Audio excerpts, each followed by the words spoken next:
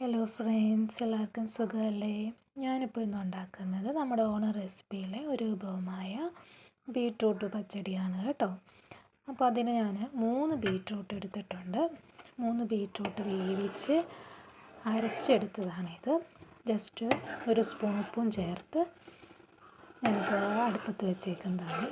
ഇതൊന്ന് ചൂടായിട്ട് ഏകദേശം ചൂടായിട്ട് നമുക്ക് അതിനാവശ്യമുള്ള അടുത്ത ചേരുവകൾ ചേർക്കാം. ഇപ്പോൾ ജസ്റ്റ് ചൂടായിട്ടുണ്ട്. ഇനി അടുത്തത് വേണ്ടത് മിക്സിയിൽ ഒരു 2 കപ്പ് തേങ്ങ, ഒരു സ്പൂൺ കടുക്, പിന്നെ എരിവിനനുസരിച്ച് ഞാനൊരു 5 പച്ചമുളകും ചേർത്ത് അരച്ചെടുത്തതാട്ടോ.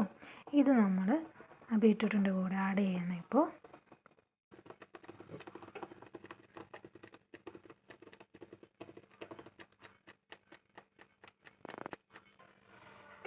ഞാനിപ്പോൾ ഇത് അരച്ച് എല്ലാം ഇതിനകത്തേക്ക് ആഡ് ചെയ്തിട്ടുണ്ട്. ഇനി ഇത് ജസ്റ്റ് ഒന്ന് ചെറുതീ കിടന്ന് ഒന്ന് ചൂടാവണം. നന്നായിട്ടൊന്ന് മിക്സ് ചെയ്ത് കൊടുക്കണേ.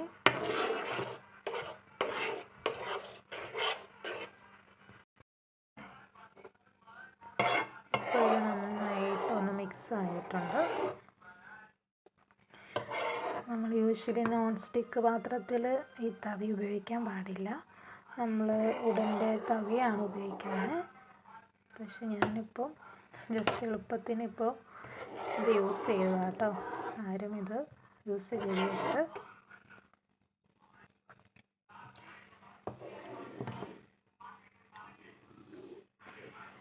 ഇപ്പോൾ ഇത് അത്യാവശ്യം ചൂടൊക്കെ ആയി എല്ലാം നന്നായിട്ട് മിക്സ് ചെയ്തിട്ടുണ്ട്. നമുക്ക് വേണമെങ്കിൽ ഇപ്പോൾ ഇതിൻ്റെ ഉപ്പും എരിവൊക്കെ നോക്കി ഒന്ന് ടേസ്റ്റ് ചെയ്യാവുന്നതാണ് കേട്ടോ. ഉപ്പ് കുറവുണ്ടെങ്കിൽ ആവശ്യമനുസരിച്ച് ഉപ്പ് ചേർത്ത് കൊടുക്കുക. അപ്പം ഞാൻ കുറച്ച് നോക്കട്ടെ.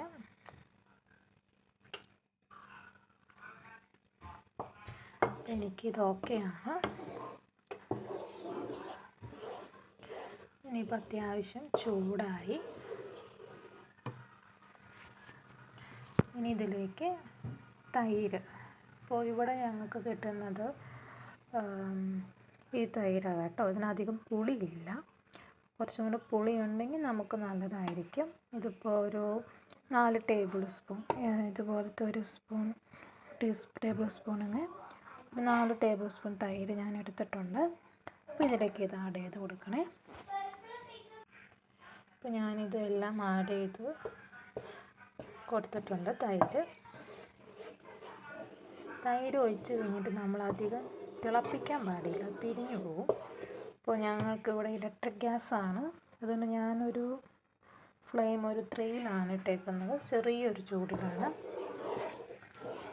തൈര് ഒഴിച്ച് ജസ്റ്റ് ഒന്ന് ഇളക്കി കൊടുക്കണം.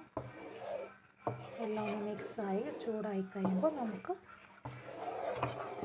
ഫ്ലെയിം ഓഫ് ചെയ്യാം. ഏകദേശം നമ്മുടെ ബീട്രൂട്ട് പച്ചടി റെഡിയായി. നമുക്കൊന്ന് താളിച്ച് കൊടുത്താൽ മതി.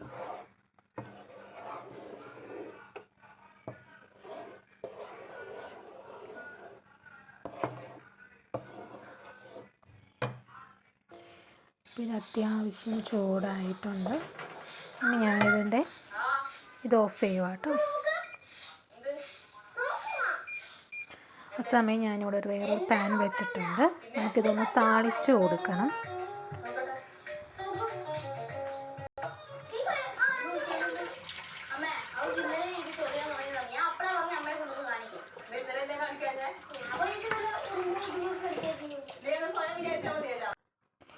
ഇതിപ്പോൾ എണ്ണ ചൂടായിട്ടുണ്ട്. നമ്മുടെ കോക്കനട്ട് ഓയിലാണ് കുറച്ചും കൂടെ ടേസ്റ്റ്. പക്ഷേ എനിക്കിപ്പോൾ ഇവിടെ അവൈലബിൾ ഈ സൺഫ്ലവർ ഓയിലാണ്. അപ്പോൾ ഞാനിപ്പോൾ അതാണ് യൂസ് ചെയ്തേക്കുന്നത്. അപ്പോൾ എണ്ണ ചൂടായി. അപ്പോൾ ഞാൻ ഒരു കടുകിട്ട് നോക്കി. അപ്പോൾ ഓക്കെയാണ്. നമുക്ക് ബാലൻസ് ഇട്ട് കൊടുക്കാം.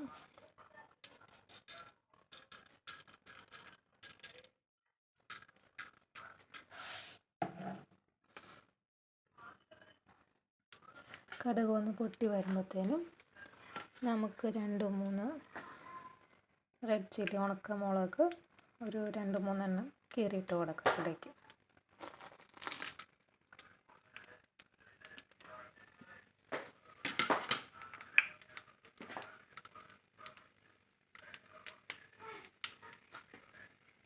ഇതിലേക്ക് കുറച്ച് കറിവേപ്പില,